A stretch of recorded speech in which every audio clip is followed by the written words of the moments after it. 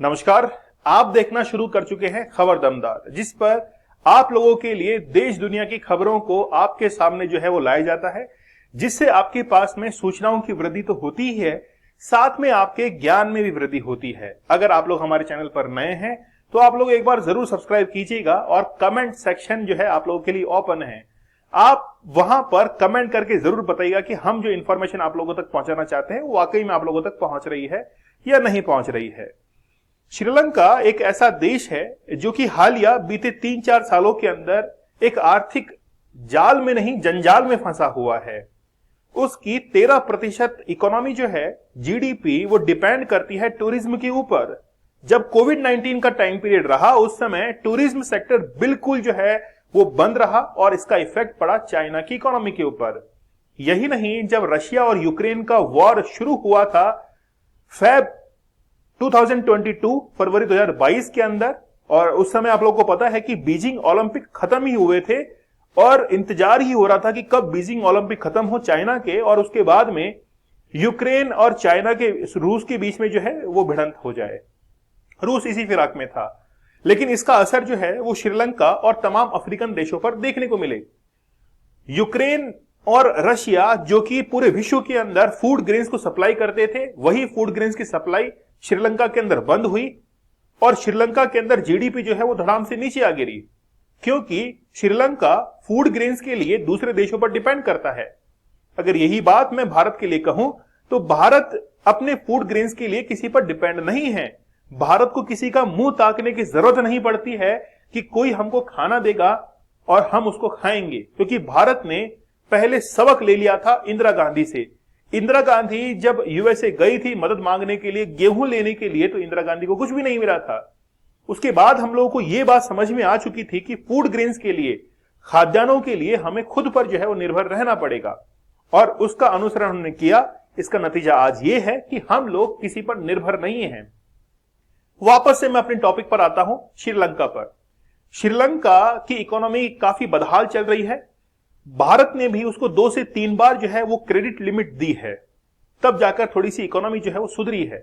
श्रीलंका को इससे ये बात तो पता चल गई कि भारत जो है वो हमारा मददगार देश है, लेकिन जब कोई मदद करता है तो शत्रु भी पहचानने में आता है। तो श्रीलंका ने अपना शत्रु जो है पहचाना, वो था पाकिस्तान और चाइना। चाइना ने जिस तरीके से श्रीलंका को अपने इकोनॉमिक ट्रैप के अंदर, आर्थिक जाल नहीं जंजाल के अंदर जब फांस लिया, तो उसके बाद में श्रीलंका को यह समझ में आ गया कि इस इकोनॉमिक ट्रैप में अगर मैं फंसता चला गया तो मेरा आगे जाके नुकसान होने वाला है। क्या है ये economic trap? Economic trap means कि श्रीलंका के अंदर चाइना ने विकास के नाम पर बहुत सारा जो है वो डेवलपमेंट किया, इंफ्रास्ट्रक्चर जो है उसको डेवलप किया, और जब उसका पैसा श्रीलंका चाइना को नहीं चुका पाया तो उसकी ब्याज की दरें जो है वो उस पर लाद दी गई। श्रीलंका इससे बाहर उभरा नहीं। श्रीलंका और चाइना के बीच में फिर यह समझौता होता है कि आपका हम्बनटोटा बंदरगाह 99 साल के लिए हमें लीज पर दे दीजिए। यह समझौता होता है और वो बंदरगाह जो है वो किसको दे दिया जाता है? चाइना को अगले 99 साल के लिए दे दिया जाता है। श्रीलंका इस बात को समझ जाता है। और अब आते हैं हम लोग अपने अहम मुद्दे पर। हाल ही में श्रीलंका ने दोस्ती का एक हाथ जो है वो आगे बढ़ाया है भारत की ओर, और ये कहा है कि हमारे देश का पहला फ्लोटिंग जो एलएनजी पावर प्लांट है इसको आप संभालिए। भारत ने कहा बेशक हम तैयार हैं, हम संभालेंगे इसको, क्योंकि ये प्रोजेक्ट पहले चाइना और पाकिस्तान की एक कंपनी है उसके हाथों में दिया जाना था, वहां से छीन लिया गया और भारत को जो है ये एलएनजी प्रोजेक्ट दे दिया गया। जैसा कि आप लोग देख सकते हैं कि बहुत सारे न्यूज़पेपर जो है उन्होंने भी इस चीज को कवर किया है। तो श्रीलंका का ये जो पहला प्लांट है 2020 के अंदर इसको शुरू किया गया था, और हाल ही में यानी कि अगस्त 2000 के अंदर जो है, अगस्त 2022 के अंदर जो है वो बेसिकली मीटिंग हुई थी भारत और श्रीलंका के बीच में। और हाल ही में कुछ दिनों पहले जो श्रीलंका के राष्ट्रपति है रानिल विक्रमसिंघे, जो कि भारत की विजिट पर आते हैं और भारत से वादा करते हैं कि ठीक है हम लोग जो एलएनजी प्रोजेक्ट है वो भारत को सौंप देंगे। ठीक है, अब देखिए हम्बनटोटा जो बंदरगाह है वहां पर इस एलएनजी प्रोजेक्ट को पूरा का पूरा ऑपरेट किया जाना है।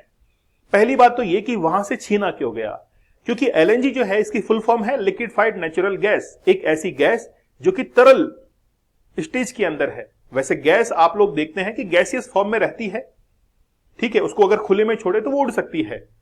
उससे बचने के लिए और इजीली ट्रांसपोर्ट करने के लिए एक जगह से दूसरी जगह पर उसको लिक्विड के अंदर कन्वर्ट करते हैं, उसके ऊपर दबाव बढ़ाकर हाई प्रेशराइज करके उसको लिक्विड में कन्वर्ट कर लेते हैं ताकि उसकी लीकेज का पता लग सके और इजीली ट्रांसपोर्ट भी कर सके। और यही एलएनजी जो है वो श्रीलंका जो है चाइना से लेने जा रहा था।